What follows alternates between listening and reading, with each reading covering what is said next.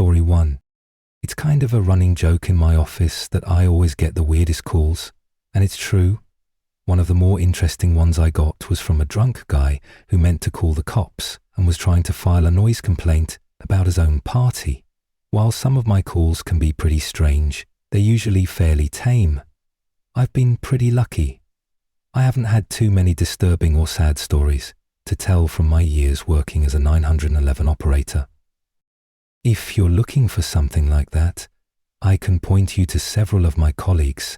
Unfortunately, there's no shortage of those in this industry. The call that particularly sticks in my mind though, the one that still keeps me up some nights, happened about a year or two ago. I can honestly say it was one of the most frightening experiences of my entire life, and I think it's going to stay with me forever. It had actually been a fairly slow afternoon that day. I know it sounds kind of insensitive, but if you're not taking a call, this job can get pretty boring. I was covering my friend's evening shift and didn't expect things to get any more interesting. I was counting down the minutes until my shift ended when a call came through on my line. I put the headset on and ran through the usual script. 911, what's your emergency?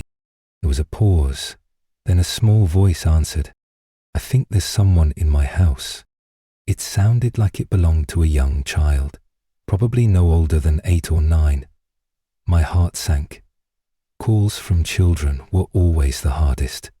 You're trying to stay calm, trying to comfort them while also collecting enough information to do your job and help them. It's a delicate balancing act. What's your name, sweetie? I kept my voice light, warm, friendly, trying not to scare her any more than she already was. Elizabeth? She whispered. I thought I heard a sniffle, maybe tears. That's a beautiful name. Mine's Amelia. Even though I sounded calm, I was already getting nervous. Something about her voice, the soft way she spoke, made me uneasy. This is very important, I continued. Can you tell me what's happening right now? There was a brief silence on the line, and then Elizabeth began to speak again. I think someone's in my house. Where are your parents? I asked. They're not home. I don't know where they are. My stomach turned. What kind of parent leaves a young girl home alone this late at night? Is there anyone else there with you? I asked.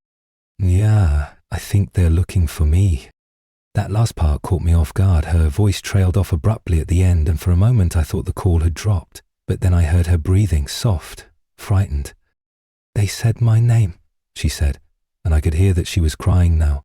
Where are you right now? I asked quickly. I heard a door close. I'm in my parents' closet. She spoke a little louder now, probably thinking that the intruder couldn't hear her from there. I hoped she was right. I asked for her address, and she gave it to me, clearly and quickly. That was a relief. Her house was in a fairly nice neighborhood, not far from the station, which was helpful. Elizabeth, just focus on my voice, okay? Try to relax. I'm sending the police to your house right now, and they should be there in about 5 minutes. Can you hold on until then? Normally I would try to get more information about the intruder, but with kids I always err on the side of caution. I'd much rather send help and have it be a false alarm than risk anything happening to them. She didn't answer at first, and the silence dragged on a little too long. Elizabeth? I said again. Then came just one word. Listen. I heard the phone crackle as she pulled it away from her ear and held it outward. At first, I didn't hear anything unusual, but then, faintly, I started to pick up what sounded like whispering. Not one voice, but several, maybe 3 or 4. I couldn't make out what they were saying, but they were there, whispering together. I think they're coming up here, Elizabeth sobbed. Please help. I tried to stay composed. The police are almost there. I need you to be very quiet so they don't hear you. You're going to be okay, sweetie, I promise. The line was quiet again, except for the whispers, which were getting louder now. I could pick out at least 3 distinct voices. My heart was pounding in my chest. Then I heard it. A door creaking open. Elizabeth screamed. The sound tore through the headset, and I nearly dropped it. I knew the intruders had found her. I couldn't do anything except sit there, helpless, praying the police would arrive in time. Elizabeth, Are you okay? Tell me what's going on." I tried to keep my voice steady, but it was cracking. I couldn't let her know I was afraid. "There's a man," she whispered. "He has really long legs and a really big smile." I felt a chill run down my spine. Another bang echoed through the phone, and I heard someone yell, "Police!" Thank God. I could still hear Elizabeth crying. The whispers oddly hadn't stopped. They had intensified. I couldn't understand how she only saw one man when I had clearly heard several voices. I had heard them too. He isn't touching the floor." Then the line cut off. I tried to reconnect again and again, but I couldn't reach her. Nothing, just silence. The police found the phone lying in the closet. No sign of Elizabeth or anyone else, just the phone. Her parents had left her home alone for the night while they attended a party across town. They said she must have run away, but I don't believe that. There's a database in my hometown of local 911 calls. I like to listen to them sometimes, when I'm doing chores or working, just letting them play in the background. They kinda satisfy my morbid curiosity. Most of the time they're nothing. Noise complaints, people seeing shadows, fireworks, dumb stuff. But every now and then, something darker comes through. Something like this. I haven't heard anything about Elizabeth or her family in the years since this happened. The case went cold.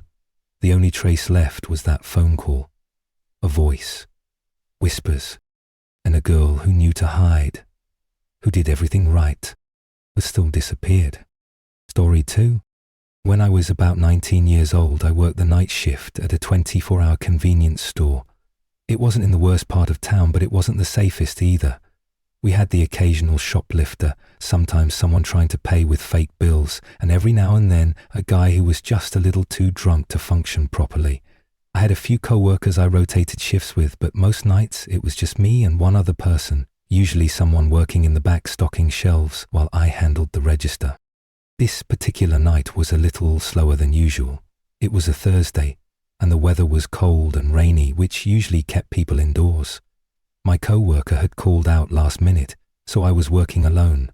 Management knew I could handle myself, and honestly, I didn't mind the solitude. I brought a book, made some hot coffee, and settled in for what I expected to be a quiet night. Sometime around 2:30 in the morning, the door chime rang. I looked up and saw a man walk in, wearing a long coat that was soaked from the rain. He didn't look particularly suspicious, just tired.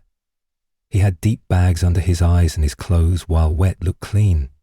Still, something about him felt off. He didn't look at me when he came in. Most people give at least a glance, maybe a nod, but he kept his eyes straight ahead and moved slowly through the aisles. I watched him out of the corner of my eye. He walked up and down every aisle without picking anything up, just wandered. I gave him the benefit of the doubt at first. Maybe he was just drying off or waiting for the rain to let up. But after nearly 10 minutes of pacing, I started to get uneasy. Eventually, he stopped near the refrigerated section and stared at the glass doors for what felt like forever. I was about to ask if he needed help when he turned around and walked up to the counter. That's when I noticed something strange. His coat was unzipped, but I hadn't heard him unzip it. There was no sound, no movement, and yet it was open now. Underneath, he was wearing a white dress shirt and dark slacks. He looked like he'd come from a funeral. "Do you have a restroom?" he asked, his voice hoarse. I nodded and pointed to the back corner of the store near the employee door. He didn't thank me, just turned and walked away. I felt a chill crawl up my spine the moment he disappeared down the hallway. I don't know why. There was nothing outright threatening about him, but something was wrong. I knew it in my gut. A few minutes passed, then 5, then 10. He still hadn't come out. I stepped from behind the counter, called out, "Sir, everything okay?" No answer. I took a few cautious steps toward the hallway. The door to the restroom was closed. I knocked lightly. Nothing. I waited another minute, then grabbed the spare key we kept under the register and walked back. My hands were shaking a little, but I tried to stay calm. Maybe he had just fallen asleep in there. That happened more often than you'd think, especially with the homeless guys who wandered in on cold nights. I slid the key into the lock, turned it slowly, and pushed the door open. The bathroom was empty. I stared at the space, blinking, trying to make sense of it. There was no window, no vents large enough for a person to crawl through. Just tiled walls, a sink, a toilet, a mop bucket in the corner. And it was completely empty. I backed out and shut the door, locking it again. I looked around. The hallway was silent. The only sound was the soft hum of the refrigerator units from the front of the store. I checked the back door. It was still locked from the inside. I even reviewed the security footage on the small monitor behind the counter. I watched as the man entered the store, walked around, asked for the restroom, and disappeared down the hallway. But he never came back. There was no footage of him leaving, none. I didn't know what to do. I called my manager and explained everything. She sounded half asleep but said she'd review the footage in the morning. Maybe he slipped past the camera somehow, she said, trying to reassure me. But I knew better. I had watched the tape 3 times. He went in. He didn't come out. The rest of my shift passed slowly. Every few minutes I glanced toward the hallway, expecting him to suddenly reappear. But he never did. By the time my replacement showed up at 6 a.m., I was exhausted and on edge. I didn't even stay to explain. I just clocked out and left. I didn't hear anything about it the next day. No police reports, no updates from my manager. She said she checked the cameras and saw what I did, but she chalked it up to a malfunction. Maybe the footage glitched. Maybe he did leave and the camera just didn't catch it. That was her explanation. But I didn't buy it. I kept thinking about that man. His tired eyes, his soaked coat, the silence when he walked, how his coat opened without sound, how he just vanished. A few weeks later, I was talking to one of the overnight drivers who delivered our inventory. I mentioned the incident just in passing. His face changed.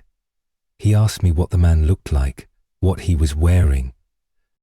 I described him. The driver went pale. He told me that years ago, before I ever worked there. A man had been hit by a car just down the road from the store. It was late at night, pouring rain. The man was wearing a long coat and dress clothes.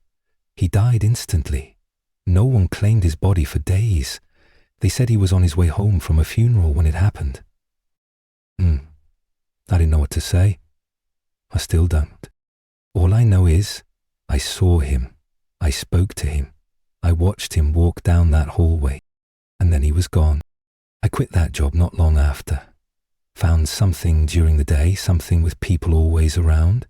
I still don't like going into gas stations or convenience stores late at night. If I have to, I don't look toward the back. I keep my eyes forward, pay for what I need, and leave quickly. Because sometimes the dead don't stay where they're supposed to. Story 3. I used to live in a small town in the Pacific Northwest.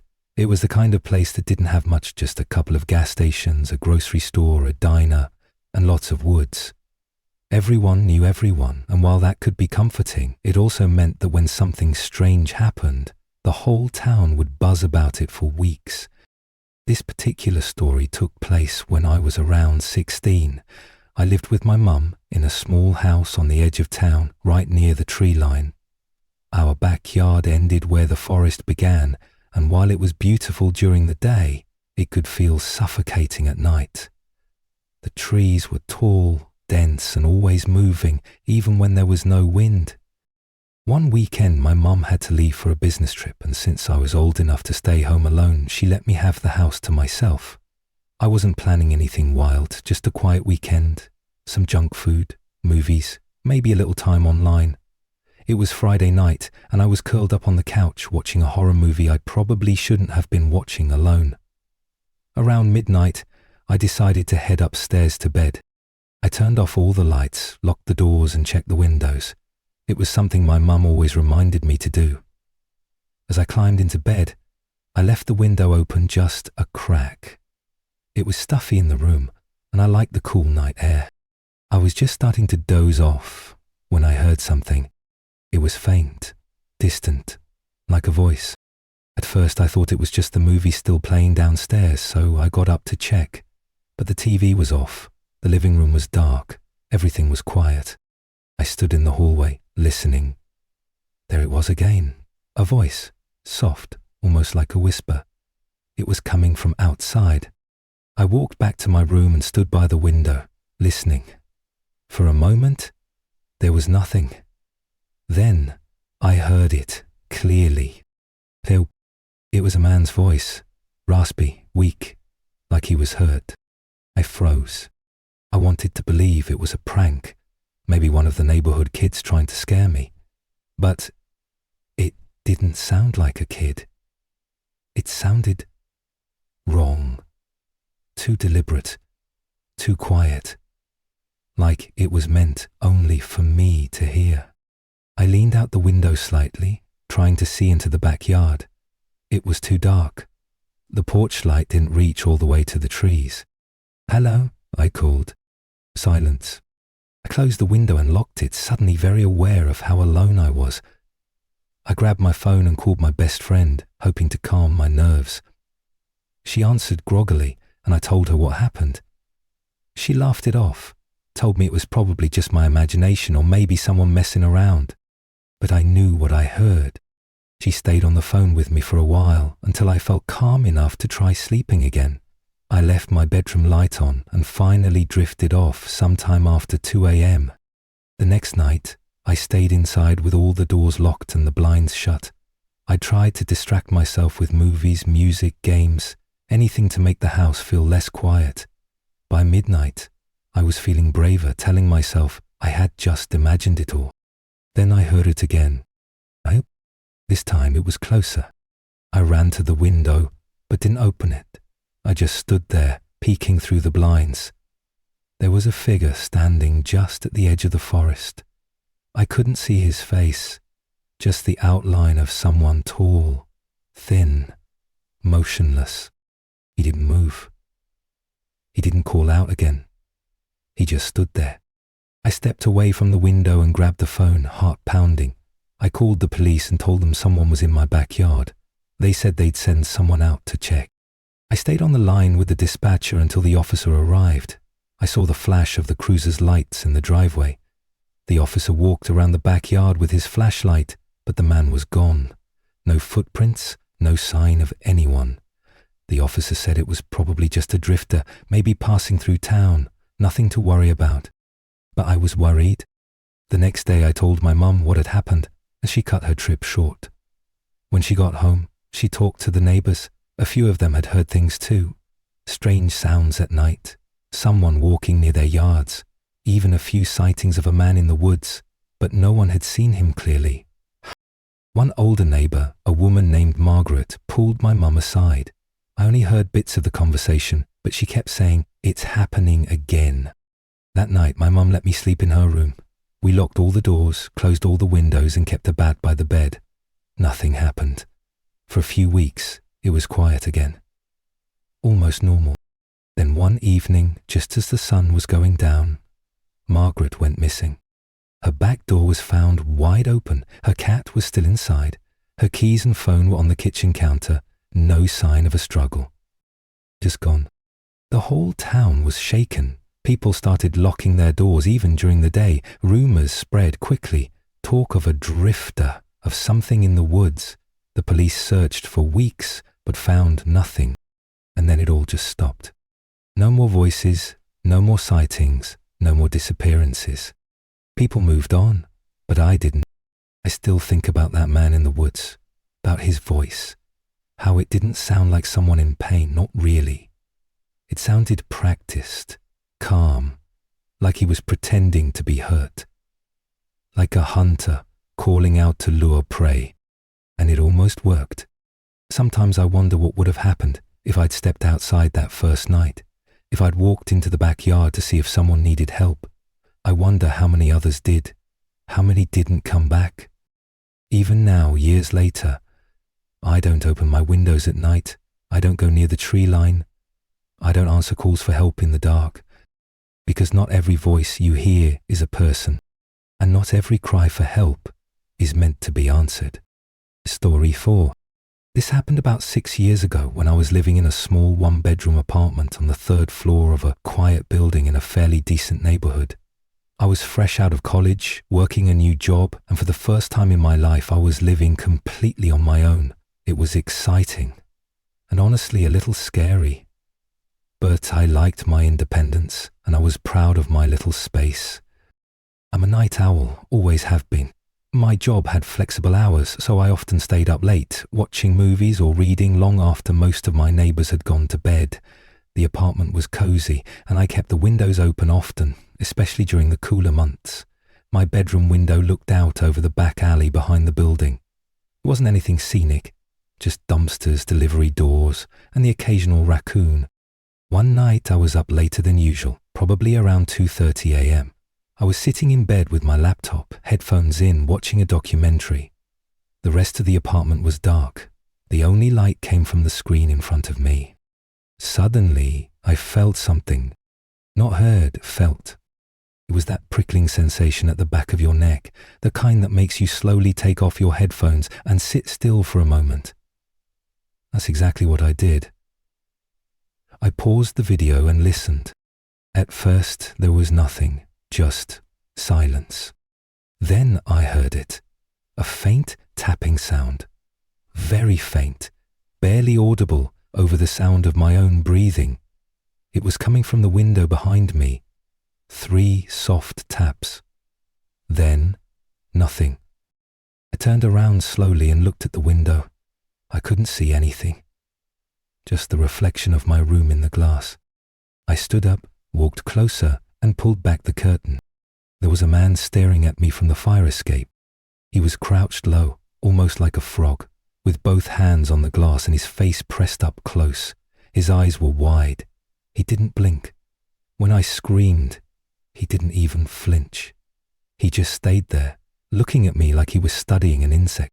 I stumbled backward and ran for my phone, heart racing. I called the police, practically shrieking into the phone. The dispatcher told me to stay inside, to lock the doors, and wait for officers to arrive. While I was on the phone, I heard the sound of metal scraping against metal. I realized with horror that he was trying to open the window. Thankfully, I always locked it, something my dad had drilled into me since I was little. Still, I watched in terror as the man fumbled at the edges of the window, pulling, tapping, pressing his face even harder against the glass. At one point, he licked it. That image is burned into my memory. A few minutes later, I saw red and blue lights reflecting on my walls. The man turned his head toward the sound, then scurried down the fire escape like an animal. I watched him disappear into the alley below.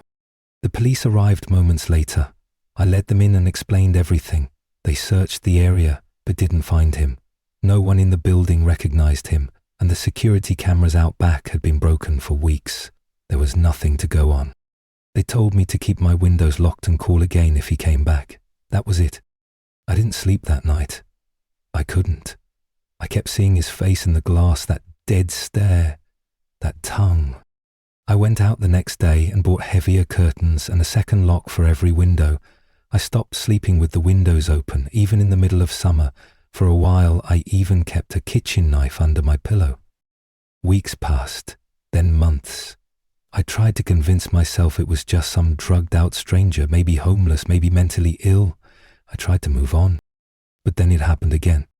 About 6 months later, I was watching TV on the couch late one night when I heard something outside the front door. Not a knock. Something softer, slower, a dragging sound, like someone sliding their hand across the door. I stood up slowly and approached. I didn't look through the peephole at first. I don't know why. I just stood there, listening. Then I heard a whisper. "I know you're awake." I backed away from the door so fast I nearly tripped. I ran to the bedroom, locked the door and called the police again.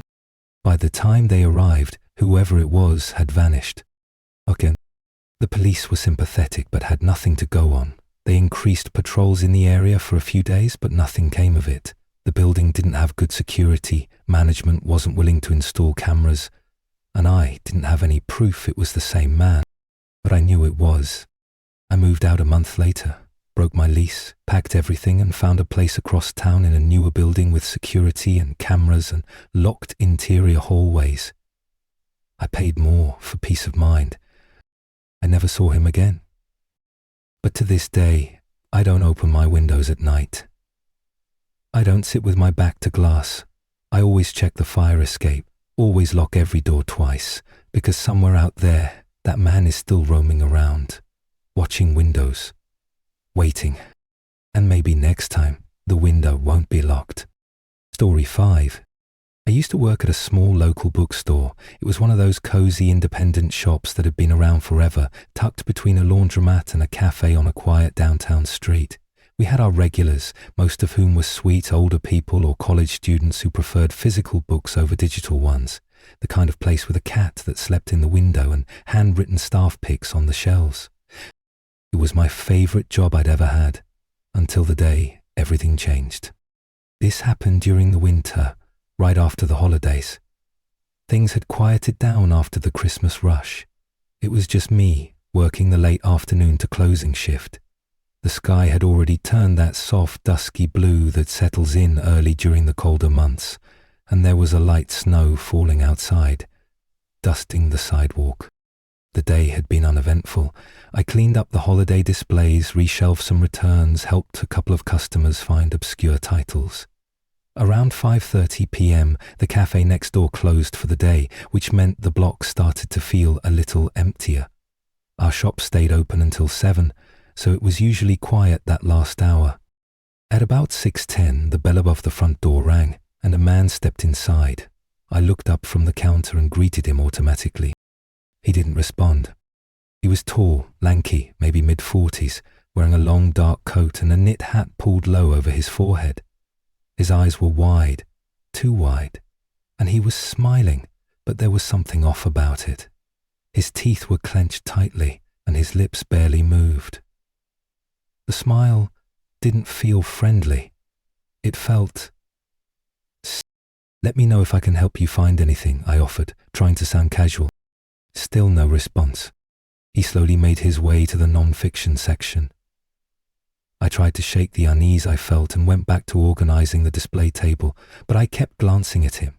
He wasn't browsing, he just stood there, staring at the shelves but not picking up a single book. Every time I looked up, he hadn't moved an inch. After about 10 minutes, I noticed he'd turned slightly and was now watching me. Not just watching, staring, eyes locked, smile unchanged. I turned away quickly and ducked behind the counter. I tried to tell myself I was overreacting, that maybe he was just socially awkward. But something in my gut screamed that this wasn't right. I called my manager who lived nearby and told her there was a customer who was making me uncomfortable. She said she'd come by in a bit to close with me. I felt slightly better knowing she was on her way. I peeked up again. He had moved. He was now closer to the counter, standing in one of the aisles near the staff-only door. I hadn't heard him walk. His feet must have been silent on the old carpet. That's when he finally spoke. "Do you have a basement?" His voice was quiet, almost childlike, but the question made my skin crawl. "No," I lied quickly, "just the main floor."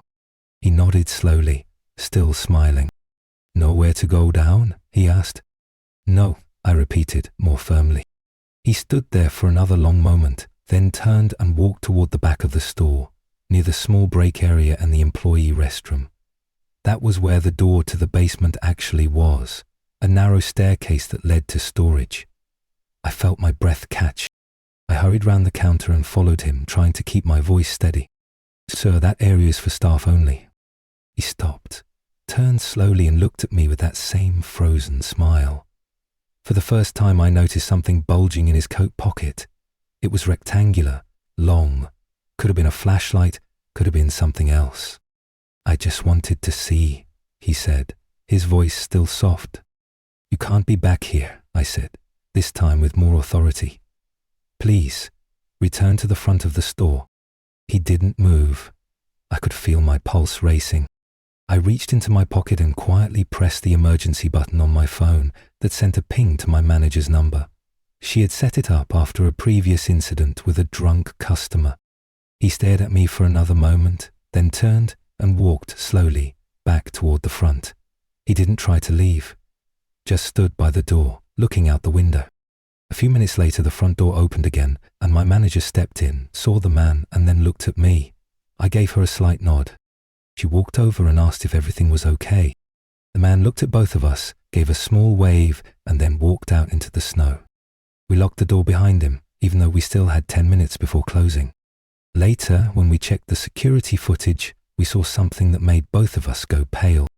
At one point, during the few minutes I had been behind the counter, the man had crouched down next to the staff door. He had tried the handle. He had looked around. Then, with no hesitation, he had pressed his face against a small window in the door and stared into the basement stairwell for nearly a full minute. He hadn't moved a muscle, just stared, and then he stood up and asked me if we had a basement. We reported the incident to the police, but there wasn't much they could do. He hadn't stolen anything. He hadn't threatened anyone. He hadn't broken any laws. He just came in, asked a question, and left. But I never forgot his face. For weeks after that, I kept expecting to see him again, standing outside in the snow, waiting. I had nightmares about the basement, about what would have happened if I hadn't stopped him, about what might have been waiting down there, or what he had planned to do.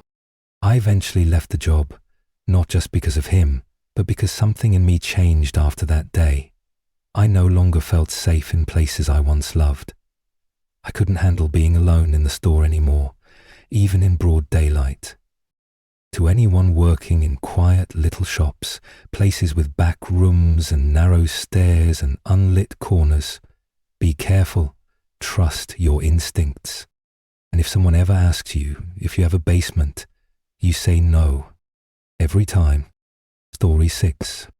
I was working as a night janitor for a large corporate office building downtown.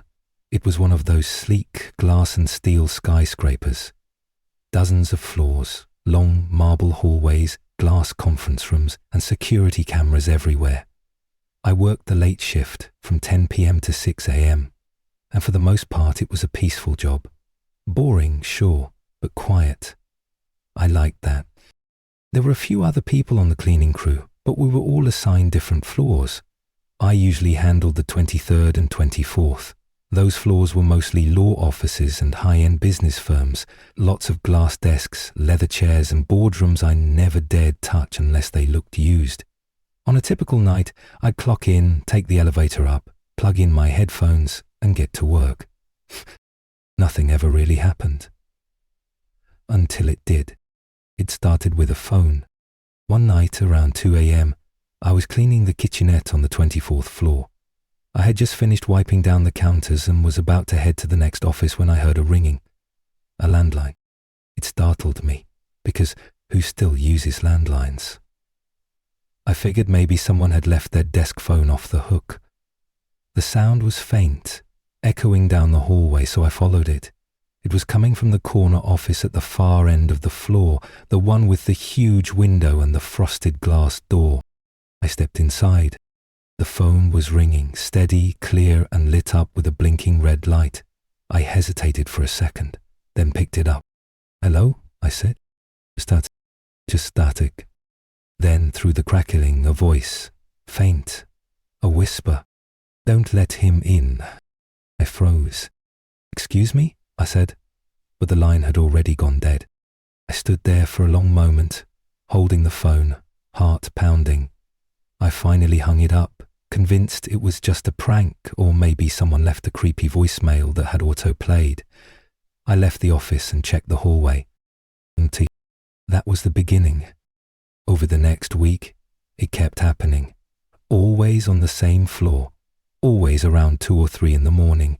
Sometimes it was the same phone, other times it was a different office, but the calls were always the same. Static, a whisper, and a variation of that same phrase. "Don't let him in. He's at the door. Don't open it." Once, I picked up and heard what sounded like breathing. Deep, slow, inhuman breathing. like someone wearing a mask. I hung up immediately. I told one of the other janitors about it. He was a guy in his 50s, had been working there for years. He went quiet when I told him, then said, "Don't answer the phones. Just don't." That was it. He didn't explain. So I stopped answering the phones. But the weirdness didn't stop. A few nights later, I was vacuuming near the reception desk when I saw something move in the reflection of the elevator doors, a shadow. I turned around. No one there. I figured I was just sleep deprived or letting my imagination get the better of me. But then I started seeing the elevator move. It would open on my floor 24 even though no one had pressed the button. I'd hear the ding, look over and see the doors slide open. To nothing. An empty cab. And then the doors would close again. This happened almost every night, sometimes twice, always between 2 and 3 a.m. I finally mentioned it to security. They checked the logs, no access recorded during those times, no one coming in or going out. They said it was probably a glitch, maybe a power surge, nothing to worry about. But I was worried. One night I was finishing up in one of the boardrooms when the lights flickered. Just for a second. When they came back on, I caught a glimpse of something in the window's reflection. A figure. Tall, thin, wearing what looked like a suit, but wrong. The proportions were off. The arms were too long. The head was tilted too far to one side, like it didn't quite understand how to stand upright. I turned around. Nothing there. I told myself it was a trick of the light, maybe a shadow from the window frame, but deep down, I knew better. The air had changed. The room felt colder. My chest was tight, like I was being watched. I grabbed my cart and left early that night. The next day I seriously considered quitting, but rent was due and I didn't have another job lined up, so I went back. That was the night I saw him. It was around 2:45 a.m. I was taking trash bags down to the service elevator. I stepped inside, pressed the button for the ground floor and waited. The elevator hummed softly as it descended. Then it stopped on floor 21. The doors opened slowly. He was standing there, tall, pale, no eyes, just smooth skin where his face should have been, like wax. His arms hung low at his sides and he tilted his head at me, slowly, as if he were studying me. I couldn't move. The doors stayed open for several seconds, longer than they should have. I held my breath, then mercifully they closed. The elevator continued down. I dropped the trash, ran out the side exit, and didn't look back. I called out sick the next night, and the next. I told the company I was quitting. They didn't even ask why. I guess they'd heard it before. I don't know what that thing was. I don't know what it wanted. I don't know if it was even real. But I know this. Something else is in that building. Something that doesn't belong. And it doesn't like to be seen. I still avoid that block when I can, even during the day. And if I hear a phone ring at 2 a.m., I don't answer it. You shouldn't either. Story 7. This happened when I was 17. I had just gotten my first car, a beat-up silver Honda Civic with a dented passenger door and a rattling engine that somehow kept going no matter how much it complained. I was proud of that car. It was freedom. I could finally drive myself to school, to work, or just go for a drive when I needed to clear my head. One night I decided to do just that. It was late, close to midnight, and I couldn't sleep. There wasn't anything in particular bothering me, but I felt restless, like my skin didn't quite fit. So I grabbed my keys, threw on a hoodie and went out to the car. The town I lived in was small, surrounded by farmland and forest. You could drive for miles without seeing another person if you went the right direction. That's what I wanted. I took one of the back roads out past the edge of town, the one that wound through dense woods and eventually opened up to flat farmland on the other side. It was a road I knew well during the day, but at night it felt like a different world. The trees were black silhouettes against the deep blue sky. The headlights cast long, flickering shadows across the narrow asphalt. The radio was low, just background noise. About 15 minutes into the drive, I passed a little pull-off on the side of the road. It was nothing more than a patch of gravel where people sometimes parked to go hiking or smoke weed. As I passed, my headlights swept across a figure standing just at the edge of the woods. I slowed down, instinctively. The person wasn't moving, just standing there, right at the line where trees met gravel. I couldn't make out much, just a tall figure in what looked like a dark hoodie or jacket. No light nearby, no other cars. I kept driving. I told myself it was probably just some guy out for a walk, or maybe someone camping in the woods. People did that sometimes. Still, something about the way they stood there, not turning to look at the car, not reacting at all, made me uneasy. I drove another mile or so before curiosity got the better of me. I don't know why. Maybe it was stupid.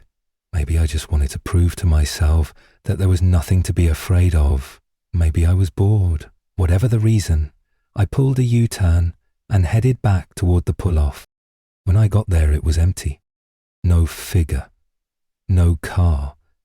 Just trees and gravel and the sound of my own engine. I sat there for a moment, window cracked, listening. It was quiet. Too quiet. Even the insects had gone still. Then I saw it. A single footprint. It was in the soft dirt just beyond the gravel, deep, like someone had stood there for a long time, but it wasn't shaped right. It looked barefoot, but the toes were too long. The arch was strange. Something about it was off, in that way you can't quite describe, but your instincts pick up immediately. I backed out and drove away fast. I didn't look in the rearview mirror. I didn't turn the radio back on. I just drove straight home, parked in my driveway, and sat there for a long time, trying to shake the feeling that I'd made a mistake going back. A few nights later, I had another sleepless stretch. I told myself I wouldn't do anything stupid again. No late-night drives, no going near that road. But around 2 a.m., I looked out my window and saw something that stopped me cold. There was someone standing at the end of my driveway. Not moving, just standing. My bedroom was on the second floor, and from my window I could just make out the top of a hooded head. Whoever it was stood motionless for several minutes. I didn't move either. I didn't breathe. Then slowly they turned and walked away. Down the street, into the dark. I didn't sleep that night. I didn't tell anyone. Not my parents, not my friends. I was afraid they'd think I was imagining things. But I started checking the windows at night. I started locking my car even when it was parked in the garage. I couldn't shake the feeling that I'd seen something I wasn't supposed to, or worse, that it had seen me. Weeks passed. Nothing else happened. I convinced myself it had just been someone passing through, maybe a prank. Maybe I was just paranoid. Then one morning, I came out to my car and found something tucked under the windshield wiper. It was a photo, a picture of me, taken from behind as I stood in my bedroom window, looking out into the night. There was no note, no message, just that one image. I called the police. They took it seriously, came to the house, asked questions, and took the photo for fingerprints. But there wasn't much they could do. No witnesses, no cameras on the street, nothing to go on. For the next few months, I lived in fear. I stopped going for drives. I kept the blinds shut at all times. I even moved my bed to the other side of the room so it wouldn't be visible from the window. But eventually the fear started to fade. Nothing else happened. No more photos, no more late-night visitors. I moved away for college the following year. Sometimes I wonder what would have happened if I hadn't turned the car around that night. If I hadn't gone back to that pull-off. If I'd just kept driving. Sometimes I think I saw something I wasn't meant to see. Something that doesn't like to be watched. And sometimes, on especially quiet nights, I check the windows, just in case, because I'm still not sure it's over. Story 8. Back in college, I worked part-time at a 24-hour diner just off the highway. It wasn't anything fancy. Greasy booze, strong coffee, the kind of place truckers and insomniacs found themselves at 2 in the morning. I usually worked the overnight shift on weekends. It was quiet most of the time, with the occasional rush of bar hoppers looking for pancakes at 3 a.m. I didn't mind the job. It was simple and the regulars were mostly kind. The tips weren't great, but I liked the stillness of those late hours, the hum of the fluorescent lights, and the distant sound of the kitchen grill. Most nights I worked with just one cook in the back and a single security guy who mostly sat near the door watching the parking lot. One night, sometime in late October, I came in for my usual shift. It had been raining all day, and by midnight the parking lot was nearly empty. The security guard hadn't shown up that night. Apparently he'd called out sick, so it was just me and Marcus the cook. It was quiet. Too quiet, honestly. I was wiping down the counter when the door chimed and a man walked in. He was tall, soaking wet, with a plastic poncho draped over his clothes and mud caked to his boots. His hair was dark and stringy, and he looked like he hadn't slept in days. "Welcome in," I said automatically, trying to sound cheerful. And he didn't respond, just walked over to one of the corner booths and sat down, facing the window. I walked over and handed him a menu. "Can I get you some coffee to start?" He didn't look at me. His eyes stayed fixed on the glass, watching the rain. "Coffee?" I repeated. Slowly he turned his head.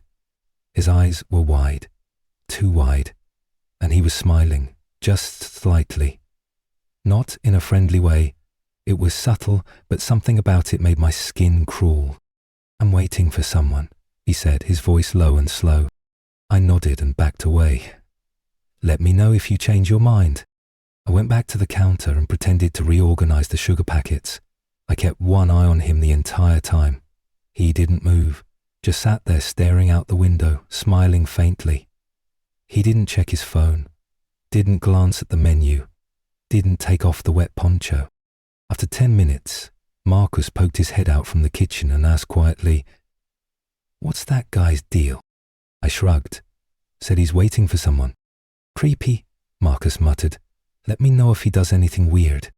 We both kept an eye on him as the minutes dragged by. Then something strange happened. Another man walked into the diner. He looked completely different, clean-cut, dry, wearing a suit. But when he saw the guy in the poncho, he froze. They locked eyes, and for a full 5 seconds, neither of them moved. Then the man in the suit turned and walked right back out into the rain. The poncho guy didn't react, didn't stand up, just kept smiling and staring at the window like nothing had happened. I watched through the front door as the man in the suit walked across the lot, got into his car and drove off fast. I was unnerved. The guy sat there for another hour. Didn't order, didn't move, didn't blink, it seemed. Eventually I walked over again, summoning as much confidence as I could.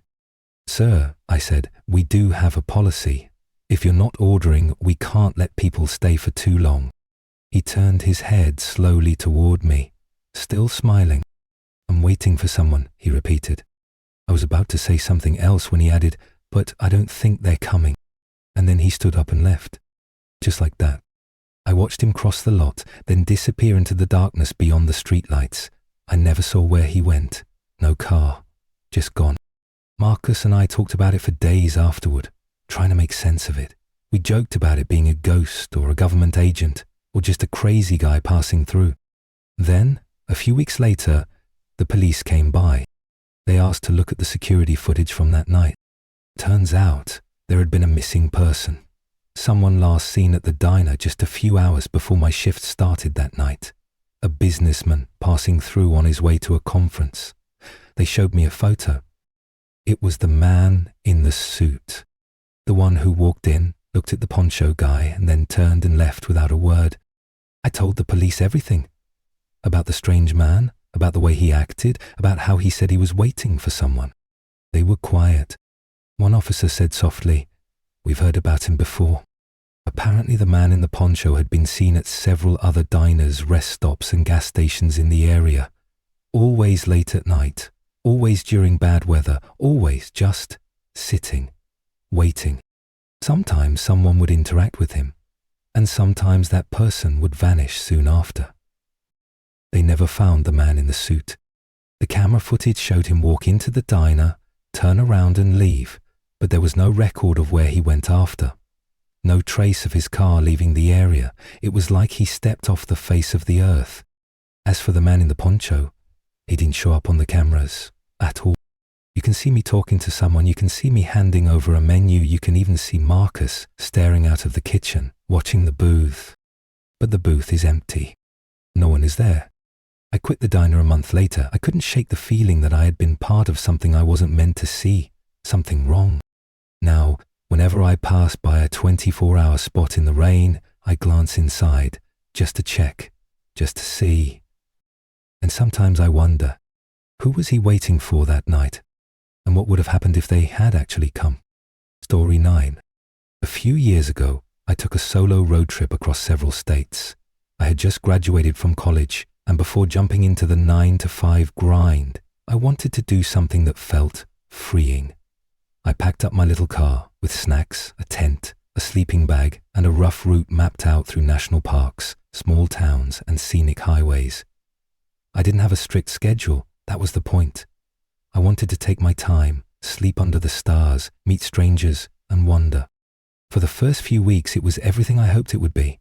I camped in forests and deserts, ate at roadside diners, and journaled every night. I took photos of sunrises and got lost on back roads without worrying about being found. I was totally alone and completely at peace. Then I got to Montana. I'd found a free campsite on a travel forum, an unofficial spot near a lake that locals apparently used during the summer. It was remote, surrounded by woods, but reachable by a gravel road. When I arrived, I was surprised to find no one else there. Not a single person. Just the lake, the trees, and the fading light of late afternoon. It should have been perfect. I set up camp, made a fire, and cooked dinner. As the sun set, I sat by the water and listened to the sounds of frogs and insects. There was no cell service, but I didn't care. I was used to that by now. I turned in around 10 p.m., zipped up my tent and laid back to stare through the mesh roof at the stars. Sometime later, I woke up. It was completely dark, no moon, just black. I wasn't sure what woke me at first. I lay still, listening. My heartbeat was in my ears. The fire had burned out, and the air felt colder than it had before. Then I heard it. Footsteps. Slow, deliberate, crunching the gravel near my car. I held my breath. There wasn't supposed to be anyone out here. I hadn't seen another vehicle for miles. I hadn't passed anyone on the road in or seen any lights across the lake. I was alone. Or I thought I was. The footsteps stopped. Then, a zipper. Not my tent zipper, my backpack. Someone was going through my stuff. I wanted to shout, to turn on my flashlight, but I couldn't move. My body was frozen with fear. I didn't know if they were armed, if they were drunk, or if they even knew I was in the tent yet. Then I heard breathing, right outside the tent. Very slow, very quiet. I reached for the flashlight next to my sleeping bag, turned it on, and shined it at the wall of the tent. Nothing. No shadow, no movement. I clicked it off, waited a second, then unzipped the tent, just enough to peek out. There was no one there. My backpack was sitting upright, a few feet from the fire pit, still zipped, untouched. I got out slowly, shining the flashlight around in a wide circle. Nothing, just trees and darkness. I didn't sleep the rest of the night. I sat by the smouldering remains of the fire with my flashlight and a camping knife in my lap, listening, waiting. But I never heard the footsteps again. At sunrise, I packed up immediately. I left my breakfast uneaten and drove without stopping for nearly 2 hours until I found a small town with a gas station. I told the clerk what happened, hoping maybe there was some explanation. An animal, another camper, a local prank. He just shook his head and said, "Should have told you not to camp out there alone." "Why?" I asked. He shrugged. "We get stories sometimes. People hearing things, seeing lights in the woods. Stuff goes missing. Most folks don't stay more than a night." I asked if anything serious had ever happened. Yeah, he didn't answer. I drove on, trying to put it behind me.